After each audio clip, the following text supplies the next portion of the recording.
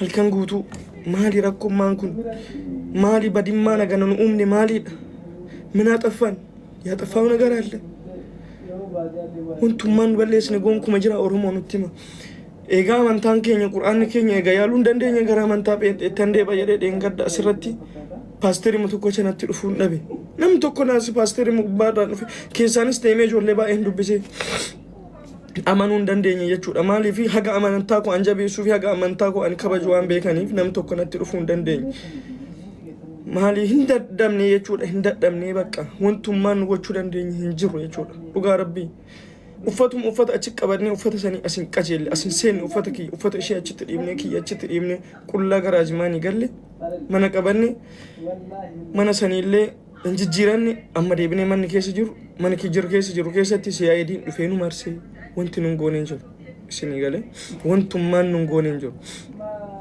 asitti waan baay'een ta'amee wanti baay'een uumame kana asii fe'amee gara biyyatti haa yaalamtu jennee gara biyyaatti galchanii hin danda'amne jechuudha sunis.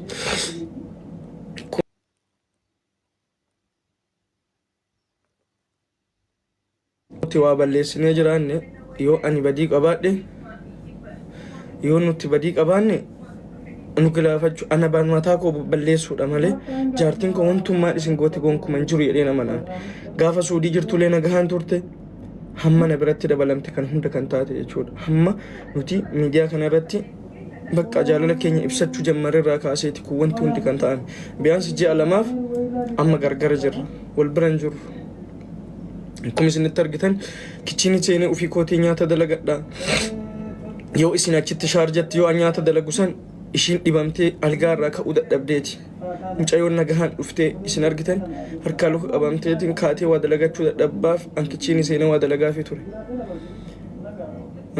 ardhallee nuuf adda nu balleessuudhaaf wanti namni sun yaalaa hin jirre hin jiru wantummaan sun yaalaa hin jirre hin jiru amma ishiin adda baane wanti ani biyya kana keessa inni na godhaa hin jirre hin jiru jechuudha isin galee wantummaan inni na godhaa hin jirre hin jiru biyya kana keessatti ammaallee bazii isaati raasu waan inni na gochaa jiru anaaf rabbitu beeka waan ta'eef isinii galee maaliif hin dadhabne waan kana natti goote jennee haasofnuudhaaf rabbi sodaanne rabbumatti ufamannee jedhimnee ta'aa jirra isinii galee anaa waliigaltee dhabdee obboleewwanii waliigaltee dhabdee ani maatii kootii waliigaluu dhabee ishiin maatii ofiitii waliigaluu dhabdee akkanatti jirra jechuudha.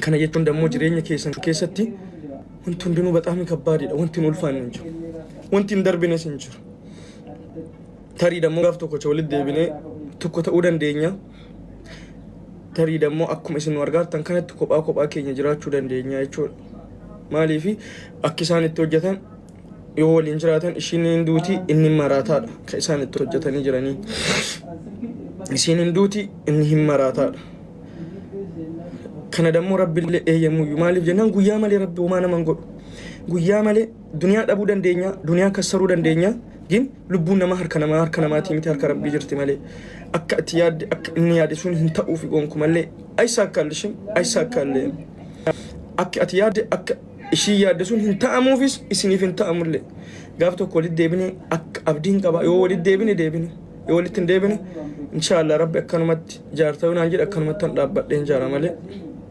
abadan akka ati yaadde akka inni yaade sanitti isiniif hin jiraadhu waan ta'eef anillee akkuma isin jettanii maraadhaa minaamini sanii osoo hin taane ishiin dhabamna anis nan dhabamuuf godha jechuudha isii duunaan anis nan du'a bakka wanti atillee isatu hafaaf na bira dhuftee na bujaadissituuf hin jiru kanaafuu Oromoo ani wanti dhaamsi kiyya guddaan xalaata fagoo osoo hin taane hiriyyaa keessan ka uffata walitti godhatan kan paantii takka walitti godhatan hiriyyaa san eeggadhaa kun dhaamsa kooti borullee taanaan iftaan wanti narra gahe kun isinirra kan geenne hiriyyaa paantii takka walitti godhattu hiriyyaa harka kan kee fuudhee nyaate harka kan kee afaanii fuudhee nyaatutu si galaafata yeroo kanatti namnummaan ati amantee wajjin jiraattu gonkuun hin jiru miidiyaa kanarrallee taanaan lafarrallee taanaan abadan wanti ati eeggachuu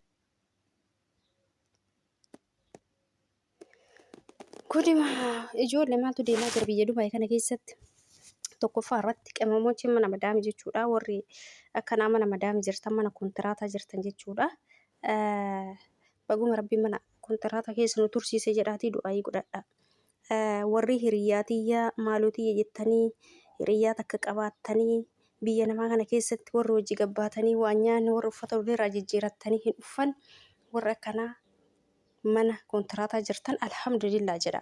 Wallahi alhamdulillah jedha. Kun waanuma jabaatee dhufaa jira jechuudha. Kun asitti jaarsa kiyyaan adda na baaste digimtii naggootee jedha. Kun asitti haadha manaa kiyya adda na baasan digimtii naggodhanii jedha. Kun asitti qabeenya kiyya akkas na godhan digimtii naggodhanii hojiirraa na dhoorgan jedha. Biyyoonnummaan hin dubbatamne jiru biyya kana keessatti a'uuzu billahi minash shayxaan.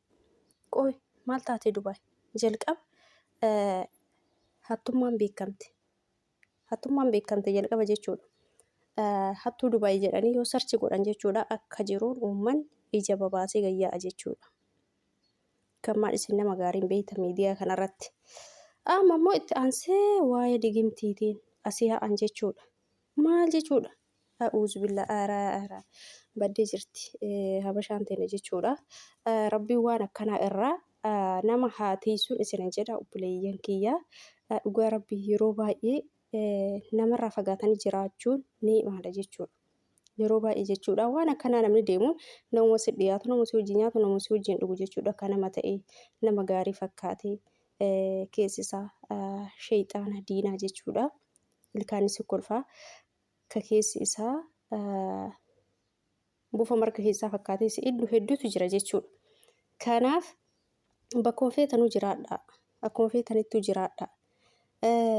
Keessattuu jechuudha warra asirratti gadi baatanii waan akkanaa hojjedhee akkana hojiin kiyya akkana natti tolee jira bultiin kiyya akkana haati manaa kiyya akkana nama gaarii abbaan kiyya akkana abbaan manaa kiyya nama gaarii maatiin kiyya nama gaarii maatiin kiyya akkana jettanii ijoolleen kiyya akkana jettanii warri ijoollee qabdan gonkumaa dubbatinaan isin jedha obboleeyyan kee yeroo baay'ee jechuudha ni dhageettanii ijoolleen keenya yeroo sheekonni gayyaa'anii ustaazonni gabbayanii dubbatan jechuudha ni beektan. Yeroo baay'ee jechuudha nyaatuma nyaattan kana miidiyaa irratti hin nyaatina waan jedhan hin dubbatan jechuudha. Ani duraan hin beeku ergasii jechuudha. Duraan waa nyaataa si haasaa ergasii jechuudha waa nyaachuu sin dhiise miidiyaa kanarratti. Maaliif ijji namaa siif hin ta'u. Akkuma nama haadha hin qabne biratti waa'ee haadhaa hin haasayin jedhamu san akkuma nama ilmoo hin qabne biratti waa'ee ilmoo keetii hin haasayin nama abbaa hin qabne biratti waa'ee abbaa keetii hin haasayin nama hin jiraami nama waan qabne irratti nama waan qabne miskiina biratti qabeenya kee waa'ee qabeenya keetii hin dubbatin qabaachuu kee hin haasayin hin dubbatin nama haadha manaa gaarii hin qabne haati manaa itti jallatti biratti haati manaa kiyya nama gaariidha.